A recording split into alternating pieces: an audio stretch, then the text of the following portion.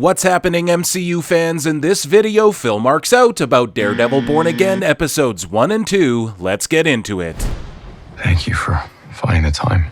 The show begins by catching us up with Matt Murdock, Foggy Nelson, Karen Page, and the state of Hell's Kitchen since we last saw it. They're drinking at Josie's with other lawmen and women when Foggy gets a disturbing call from his roommate Benny, and it's revealed he's being stalked by Bullseye, who's about to kill him. Matt catches wind, suits up, flips about town, and eventually gets into a crazy intense fight with Bullseye, but not until after Foggy is shot through the heart by the villain. Foggy dies, Daredevil decowls, and in a fit of rage tosses Poindexter off of a roof along with his mask, though the villain survives the fall. Now retired police officer Cherry discovers Murdock, as well as Daredevil's true identity. Now we catch up with the Fisks. Vanessa is running Wilson Fisk, aka the Kingpin's underworld empire, managing Red Hook, the Five Families, and I'm assuming others. Wilson Fisk returns and reveals that while he was busy healing, he realized that he has to become the mayor for some reason. This means that from here on out, he has to shoot completely straight and can't even dabble in gray areas when it comes to crime. Daredevil's been gone for quite a long time, and Matt Murdock started a new law firm with Kirsten McDuffie, who was also hitting on Foggy at the start of the show. It's confusing at first as to who knows that Murdock is Daredevil and who doesn't, but we come to realize it's just Cherry. Bullseye is sentenced to life without parole on 11 counts of first-degree murder, Karen's in San Francisco, and Foggy is, well, dead. Murdock refuses to become Daredevil again and wants the system to handle crime in general, and is even willing to accept whatever punishment might come his way. Karen's in town for the trial and gives Murdock a shard of his broken cowl from back at Josie's, and Fisk declares his candidacy for mayor of New York. One part that stood out as odd to me was the introduction of Fisk's campaign manager, who informs us that Fisk is gonna win in a landslide, but for some reason she keeps pushing him to change his political agenda. There's some vague meta commentary on the current political climate of America, with Fisk and his followers drawing parallels to Donald Trump and the MAGA movement, but honestly, it didn't come across entirely preachy, and makes perfect sense as far as the dynamic between these characters and how Fisk has gotten into positions of power in the comics, so it really didn't feel annoying or out of place. Kirsten tricks Murdock into going on a date with a therapist who he hits it off with immediately. This feels rushed and awkward, as do a handful of moments throughout the first couple episodes of the series. It also really feels like they killed Foggy off just to replace him with a woman for some reason, and it's totally unnecessary, to be honest. With the way the series is set up, there's no reason to place Murdock in a new best friend dynamic, especially if that person is someone he starts a super successful law firm with. Sending Karen off to San Francisco aimlessly is redundant as well. It confirmed my preconceived suspicions about the series and its characters being killed off and unwanted by Disney Marvel. In my opinion, it would have made way more sense to have Karen die and Foggy and Murdock start their successful firm, with Kirsten and Nelson being in love. Murdock would have motivation to say he's done saving people entirely because he saved Karen and promised to protect her in the Netflix series, and it would give incentive for Foggy and Kirsten to be distracted with each other while wanting to set Murdock up on dates as well. Think about it, nobody wants a depressed third wheel following them and their girlfriend around, and Murdock trying to get over Karen's death is more appealing than knowing she's just in California with another one of his girlfriends we're all trying to forget about.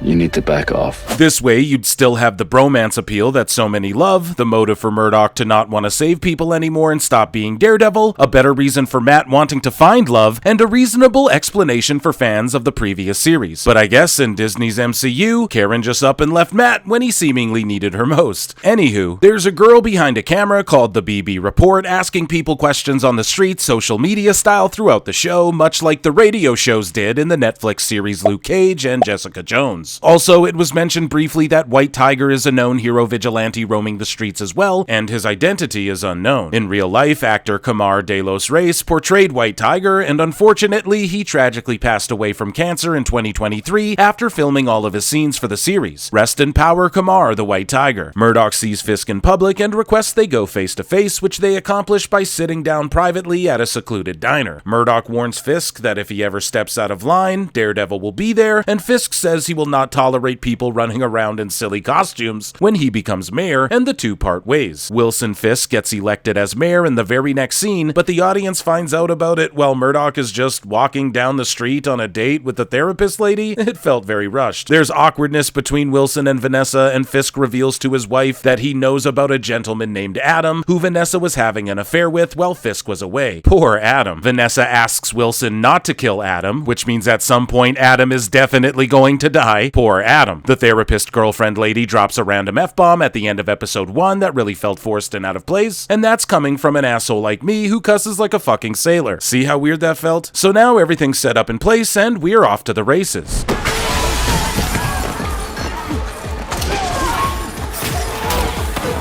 In episode 2, Fisk is basking in the glory of his victory, but still seems uneasy, probably Adam, and references Punisher, Spider-Man, and Daredevil as known vigilantes that he doesn't need to protect his city anymore. All of a sudden, 3 or 4 dudes start fighting in a subway, and I'm not entirely sure who's on whose team. One guy runs away, and then one guy kills another guy by throwing him in front of a poorly CGI'd train, and then the guy he was helping tries to arrest the guy who killed the other guy because it turns out he was a cop. Oh no, I've gone cross-eyed. We get more BB reports, and none of it feels necessary. Vanessa wants to stay out of the spotlight. Fisk's campaign manager lady wants him to skew more to the traditional voters who want to see his wife around, even though he won because he skewed more to the young liberal demographic, which she also mentions repeatedly. But anywho, Fisk asks for more privacy time because he and his wife have work to do. Poor Adam. Murdock arrives to represent the guy who killed the guy in the subway whose name is Hector, and uses his powers to realize Hector's telling the truth about the guy who was killed by the train. In court, Murdock and Hector are battling against the Hawk, some old lawyer dude that everyone fears, including Murdock himself. Fisk's other campaign aides are either yes-men dorks who don't really care about him, or G-men who'd likely die for him, and that should be mentioned. Now we finally meet BB Reports in person, a young lady who Fisk asks to meet because she covered his campaign fairly and took him seriously when nobody else would. She informs Fisk that Gallo is set to resign and Wilson will lose the cops if that happens or something. It's weird that this isn't a following of Fisk as he's trying to win different groups and demographics of voters over on his way to winning a controversial election. Instead, he's already won the campaign by a landslide, and for some reason he's trying to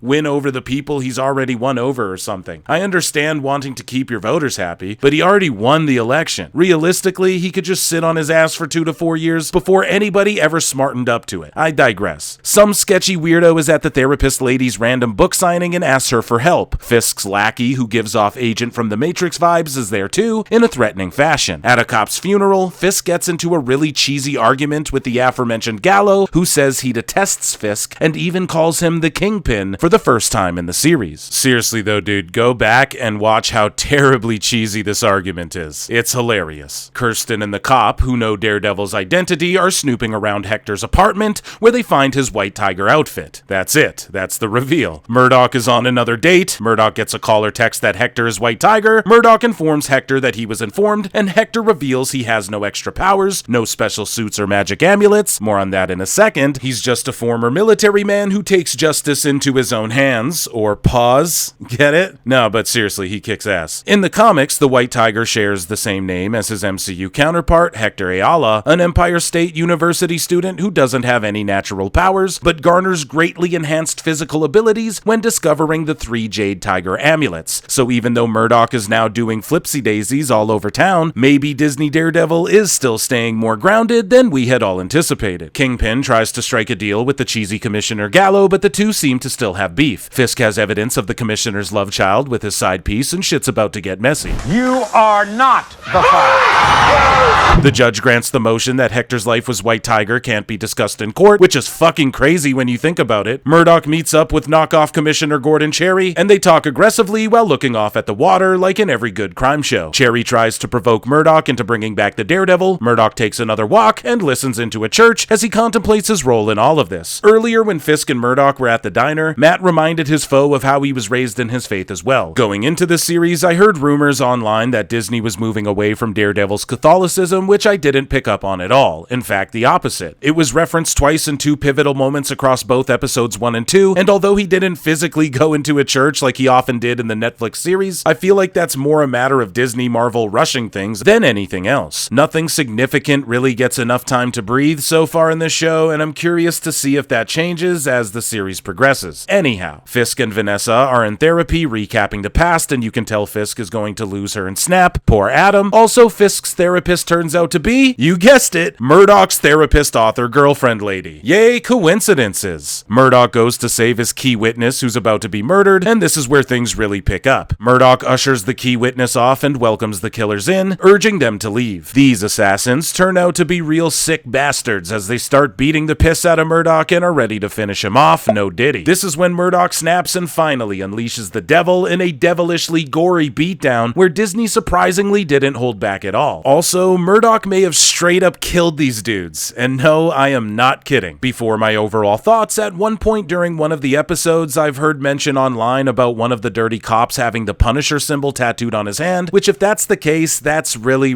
lame. They're clearly going to villainize Frank Castle and the Punisher logo like they did in the lame-ass modern comic books that nobody likes or has actually read, all because lame-ass reality has imitated lame-ass art, and nothing in this world we cherish is sacred anymore. If they give Punisher this lame-ass symbol and these lame-ass swords, then they better also reveal that She-Hulk attorney at law was some lame-ass dream that Bruce Banner was having. Say that's a gross invasion of people's privacy based on a very shaky what. So here's my overall thoughts. Episode 1 did a good job of wrapping up and concluding the Netflix series before the opening titles, then opening us up to the current, somewhat rebooted climate of what modern Hell's Kitchen has become. It may not be ideal in every aspect, but the show's off to a pretty solid start. It was really cool seeing Daredevil flip and zip around like he does in the comics and briefly in She-Hulk Attorney at Law, but again, Thanos should come back and snap that shit away. Visually and cinematically, the show rings true to what was accomplished in the Netflix series while adding its own flavor here and there, which does make basically all of the CGI stuff stand out horribly, but luckily there's not too much CGI stuff in the show thus far, so it's a minor complaint at this junction. I had a feeling when Disney had said originally that Foggy Nelson and Karen Page actors Eldon Henson and Deborah Ann Woll wouldn't return to reprise their roles, that fan backlash would cause them to run that back and they'd kill one or both of them off. And I was disappointingly right. It's also crazy to me that Daredevil is seemingly alright with just straight up killing people now when we've sort of seen him struggle with that and conquer that demon throughout the Netflix series. We've also already gone through themes of Fisk rising to power and Murdock giving up the mantle of Daredevil in the Netflix series, and with Born Again, I'm really looking forward to something new and fresh. And I get it, this is like a light reboot or whatever the fuck, but let's be honest, you all saw the Netflix series, you all see the news about all of the Defenders coming back, so I know you know I'm right, and if you disagree, tell me in the comments below. All of that being said, the first roughly 20 minutes of episode 1 was essentially the ending to Netflix Daredevil season 3 that we never got, and that garners high praise from me. I like that episode 2 brought the characters back to the courts a little bit, although very brief. I like that there's apparently shitloads of heroes running around at this point, and I like that we're seeing a ruthless side of Murdock that's yet to be explored to this extreme. Lastly, I'm sure we can all agree that it's great seeing Charlie Cox back in action, playing the role that he was meant to play. It's not entirely unpleasant